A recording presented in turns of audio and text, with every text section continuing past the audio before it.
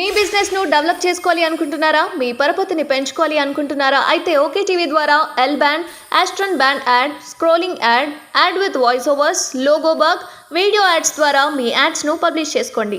సంప్రదించవలసిన phone number 8520917933. ముఖ్యమంత్రిని పొట్టోడు తీసుకుతాం తన్నుతాం అన్నారు. కానీ ఈరోజు అదే పొట్టోడు సంఖ్యలు నాకుతా ఉన్నారు. ఒకళ్ళేమో నా మంత్రి పదవి ఉండాలని, ఇంకోళ్ళు చిన్నపిల్లగాడు చాకలేటట్టు అర్జెంటుగా నేను హోమ్ మినిస్టర్గా కావాలని, ఇంకోళ్ళు ఈడ ఒకటి హోమ్ మినిస్టర్ కావాలి, ఒకటి మంత్రి పదవి కావాలి. ఇది కానీ నల్గొండ జిల్లా ఏమవుతుంది, భువనగిరి పార్లమెంట్ ఏమవుతుంది, ప్రజలు ఏమవుతున్నారు, కష్టాలు రైతులు ఏమవుతున్నారు. ఇంతవరకు ఇదే ప్రభుత్వం ఎండిపోయిన ప్రతి ఎకరానికి 10,000 ఇస్తామని డిమాండ్ చేసింది. ఇప్పటి వరకు దాని ముచ్చటే లేదు. ఇప్పుడు కొత్తగా మరి కిషన్ రెడ్డి గారు రైతు దీక్ష చేసిన తర్వాత August 1 2 15 August, generally April full 1 ఏప్రిల్కి వస్తుంది. ఏప్రిల్ ఫుల్ డే 1 ఏప్రిల్ వస్తుంది. కొత్తగా రేవంత్ రెడ్డి గారు 15 ఆగస్టు నాడు కూడా ఏప్రిల్ ఫుల్ చేయడానికి సిద్ధపడ్డాడు. ఇదంతా ఏదంటే వీళ్ళందరినీ చూస్తే నాకు అలీబాబా చాలీస్ చోర్ లాగా అనిపిస్తున్నారు. ఎగ్జాక్ట్లీ అలీబాబా చాలీస్ చోర్. ఇలా మేనిఫెస్టో అంతే, వీళ్ళంతే. ఇకపోతే మీకు ఎగ్జాంపుల్ చెప్తాను. నేను ఏదో సరదాగా విపక్షాన్ని ఎన్నికల కొరకు ఆరోపణ చేయట్లే. ఈరోజు వాళ్ళ మేనిఫెస్టో టోటల్ ఫెయిల్యూర్. ఈరోజు మీకు చెప్తున్నా, ఫస్ట్ లైన్ చూసుకోండి మేనిఫెస్టోలో. 18 సంవత్సరాలు నిండిన ప్రతి మహిళకు 2,500 రూపాయలు పెన్షన్ 100 డేస్లో. December 9th Sonia Gandhi birthday. చాలా అట్టహాసంగా అది ఉంది కదా, ఏదో మగధీర సినిమాలో షేర్ ఖాన్ 100 తక్కువ కాకుండా చూడు, అవసరమైతే ఇంకిద్దరు ఎక్కువ పంపించండి డైలాగ్ కొట్టినట్టు ఎలక్షన్ల ముందర రైతులందరికీ, రైతులారా మీరు కట్టొద్దు, కావాలంటే ఇంకా 2 లక్షలు అప్పు తీసుకోమని ప్రస్తుత ముఖ్యమంత్రి ప్రగల్భాలకు వరికిండు. ఇప్పుడు ఆ ముచ్చటే లేదు. రైతులకు ఏమైందంటే కొండ నాలుక మందేస్తే ఉన్న నాలుక పోయినట్లు అప్పు తీరలేదు, వడ్డీ డబుల్ అయింది. 50,000 తీసుకున్నాడు 1,50,000 అయింది ఈరోజు. అదేవిధంగా మీసాలకు తినడానికి మెతుకులేదు కానీ మీసాలకు సంపేగం ఉందని మళ్ళొక సామెత ఉంది. ఈ కాంగ్రెస్కి వచ్చినాక సామెతలు ఎక్కువైపోయినాయి. ఏవో 10,000 ఇచ్చే రైతు బంధు దిక్కులేదు కానీ 15,000 రైతు భరోసా, రైతు కూలీలకు 12,000, కౌలు రైతులకు 15,000 అని బీరాలు పలికినటువంటి కాంగ్రెస్ మేనిఫెస్టో ఈరోజు ఎక్కడ ఉన్నారో కనిపించట్లేదు. అదేవిధంగా గృహజ్యోతి, నో జ్యోతి, కరెంట్ కట్ అవుతుంది ఈవినింగ్, ఎండాకాలం లోడ్ ఏముందంటే లోడ్ ఎక్కువ అవుతుంది.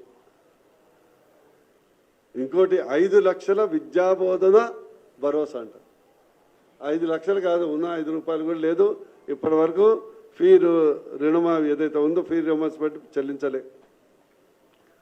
ఇకపోతే నేను డాక్టర్ని, పాపం పేషెంట్ల అవస్థలు చూస్తుంటే చాలా దీనంగా ఉంది. ఎల్ఓసి ఇచ్చే దక్కు లేదు. ఆరోగ్యశ్రీని అసలు మెజార్టీ హాస్పిటల్స్ అమలు చేయట్లేదు. 5 లక్షలు కాదు 10 లక్షలు. అసలు మీరు ఏ హాస్పిటల్ అయినా పోండి, అసలు 10 లక్షలకు రుణమాఫీ ఉంటే, ఆరోగ్యశ్రీ ఉంటే అసలు పేషెంట్ ప్రైవేట్ హాస్పిటల్కి ఎందుకు పోవాలి, ఎందుకు డబ్బులు కట్టాలి? Simple question. ఈరోజు 95% పేషెంట్లు తమ జేబులకెళ్ళి చెల్లిస్తున్నారు. నిజంగా నీ యొక్క 10 లక్షల రుణమాఫీ నిజమైతే why people are paying through pockets? ప్రజలు జేబులకెళ్ళి 2 లక్షలు, 5 లక్షలు, 7 లక్షలు, 8 లక్షల రుణమాఫీ ఎందుకు హాస్పిటల్ బిల్లు కట్టాల్సిన పరిస్థితి ఏర్పడుతుంది.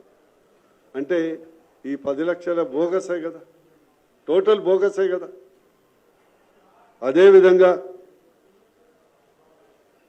ఈరోజు ఎట్లా ఉందంటే తెలంగాణ ప్రభుత్వం దొంగకు తాళాలు చేసి ఇచ్చినట్టుంది. మనం అసలే ఫేమస్ అయ్యాయి ఆర్టీఐలో మనం ఫేమస్ అయ్యాయి, లిటిగేషన్లో మనం ఫేమస్ అయ్యాయి. ఏమన్నాడు, మీరు రాగానే ధరణి రద్దు చేస్తా అన్నారు. ఈరోజే మన దిశ పేపర్లో చూసా 400 ఎకరాల బుద్వేల్లో అసైన్డ్ భూమి ల్యాండ్ ప్రైవేట్లకు దారదత్తం. గత ప్రభుత్వం ముఖ్యమంత్రి ఒక ఆకు చదివితే ఈయన 2 ఆకులు చదివిండు. మొదలు ప్రతిపక్షంలో ఉన్నప్పుడు అక్కసు ప్రజలకు మీద కాదు, అక్కసు నేను దోచుకోలేకపోతున్నాను. ఈరోజు ధరణిని రద్దు చేయలేదు. ఇంకోటి మీకు గుర్తుందా లేదా, ఒకసారి మీరు దయచేసి మీరు కూడా ప్రశ్నించండి. Manifesto, where is your manifesto అని ప్రశ్నించండి. ఎసైన్డ్ ల్యాండ్కు 25 లక్షల ఎకరాలు ఉంది. ఎస్సీ, ఎస్టీ, బీసీ అండ్ అగ్రకుల పేదలు. వాళ్ళ మేనిఫెస్టోలో తూచా తప్పకుండా రాసింది, ప్రభుత్వం ఏర్పడినటువంటి వెంటనే ఈ యొక్క 25 లక్షల ఎకరాలకు 22 లక్షల రైతులకు భూ యజమాన్య హక్కు కల్పిస్తాము అని చెప్పడం జరిగింది. ఏది హక్కు? అంతా బొంకుడు తప్పితే ఏమన్నా హక్కు ఉందా? హక్కు లేదు, లుక్కు లేదు. ఇప్పుడు అసైన్డ్ ల్యాండ్ అంతా వాళ్ళు అసైన్ చేసుకుంటున్నారు. ఎందుకంటే ప్రభుత్వం ఉండగానే ఇల్లు చక్కదిద్దుకోవాలని, ప్రభుత్వం ఉంటుందో ఊరుతుందని వాళ్ళకు కూడా భయం పట్టుకుంది. అందుకొరకు అది చేస్తున్నారు. ఇంకోటి ప్రత్యేకించి మీ ద్వారా పేద మధ్యతరగతి ప్రజలకు విజ్ఞప్తి చేస్తున్నాం. మీరు ఆలోచించండి. గత ప్రభుత్వం ఎల్ఆర్ఎస్ అనే స్కీమ్ తెచ్చి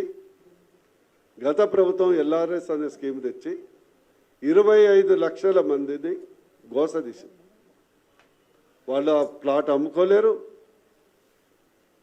ఏమి చేయలేరు. కానీ కేసీఆర్ గారు అన్యాయం చేశాడు. మా ప్రభుత్వం ఏర్పడగానే ఒక్క రూపాయి రుసుము లేకుండా రెగ్యులరైజేషన్ చేస్తామని బీరాలు పలికినటువంటి ప్రస్తుత ముఖ్యమంత్రి గారు, వేర్ ఈస్ మీ హామీ? వేర్ ఈస్ యువర్ హామీ?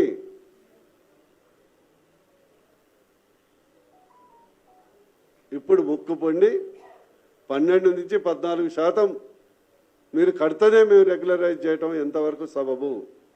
25 లక్షల మంది తెలంగాణలో ఉన్నటువంటి పేద మధ్యతరగతి ఎల్ఆర్ఎస్ బాధితులు విజ్ఞప్తి చేస్తున్నాం. ఈ ఎన్నికల్లో కాంగ్రెస్ ప్రభుత్వానికి గుణపాఠం చెప్పండి, రైతులు గుణపాఠం చెప్పండి. అదేవిధంగా ఇక బీసీల సంగతి తెలిసిందేనా, ఏం చెప్పిండు దయచేసి మీరు ఒక్కసారి మేనిఫెస్టో చదవండి. మొదటి అసెంబ్లీ సెషన్లో, again I'm telling you, first assembly సెషన్లో బీసీ సప్లాను చట్టబద్ధంగా అమలు చేస్తామని చెప్పడం జరిగింది. మేనిఫెస్టో చట్టబద్ధంగా అమలు చేస్తామని. ఫస్ట్ అసెంబ్లీ అయిపోయింది, ఇంతవరకు దాని ఊసే లేదు. అదేవిధంగా బీసీ సప్లాన్ కింద 20,000 కోట్ల నిధులు ప్రత్యేకంగా కేటాయిస్తామని చెప్పడం జరిగింది. కానీ దాని ఊస లేదు. అందుకొరకు ఈ సందర్భంగా తెలంగాణ ప్రజలు విజ్ఞతతో ఆలోచించాలి. నేను ఇదివరకే చెప్పాను, మళ్ళా చెప్తున్నా, సాక్షాత్ ముఖ్యమంత్రి గారే ఇక్కడ ఖాళీ బిందెలు ఉన్నాయి, నేనేం చేయలేదు అని ప్రకటించడం జరిగింది. నేను కూడా ఛాలెంజ్ చేయడం జరిగింది. తెలంగాణ ప్రజలు విజ్ఞతతో ఆలోచించి 17కు 17 మోడీ గారికి కమలం పువ్వు గుర్తుకు ఓటేయండి. ఈ తెలంగాణ అభివృద్ధి చేయటం మా బాధ్యత, RRR తేవటం మా బాధ్యత, IIM తేవటం మా బాధ్యత, ఇండస్ట్రియల్ కారిడార్ తేవటం మా బాధ్యత, అదేవిధంగా ప్రాజెక్టులు తేవటం మా బాధ్యత. ఈ రాష్ట్రం అభివృద్ధి కుంటుపడకుండా 5 ఏళ్ళు కొనసాగించే బాధ్యత మాది. అందుకొరకు దయచేసి ఈ యొక్క ఎన్నికలు గల్లీ ఎన్నికలు కాదు, ఢిల్లీ ఎన్నికలు, ఇప్పటికే భారతదేశ ప్రజలు 140 కోట్ల మంది ప్రజలు అబ్కీ బార్ 400 పార్. ఈసారి మోడీ గారు 400 సీట్లతో మూడోసారి ప్రధానమంత్రి కాబోతున్నారు. ఇంకో విశేషం అంటే మొదటిసారి గాంధీ కుటుంబీకులు లోకసభలో ఉండట్లేదు. మొదటిసారి గాంధీ కుటుంబీకులు లోకసభలో ఉండట్లేదు. వారు అత్యంత తక్కువ సీట్లలో 250 నుంచి 300 వరకు పోటీ చేస్తున్నారు.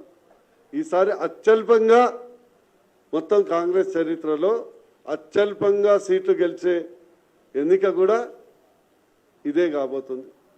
అందుకొరకు ముగించే ముందు నా విజ్ఞప్తి, మీరు గుర్తించాలి, ఈ ప్రస్తుత ముఖ్యమంత్రిదంతా గత ముఖ్యమంత్రితో మ్యాచ్ ఫిక్సింగే. ఎందుకంటే కాళేశ్వరం ఎంక్వైరీ పొడుస్తా, పీక్తా, తొక్కుతా, మెడల పేగులు వేసుకుంటా అన్నాడు. ఏమైనా బోటి షాప్ పెడతాడో ఏమో, నాకు అర్థం కావట్లే. పాయా బోటి షాప్ పెడతాడో ఏమో. ఇది ఎప్పుడు చూసినా మేము పేగులు మెడలు వేసుకుంటా అంటున్నారు. నో, బాహుబలి మోటార్లు మునిగిపోయినాయి, పలిగిపోయినాయి, ఇప్పటివరకు నో ఎంక్వైరీ.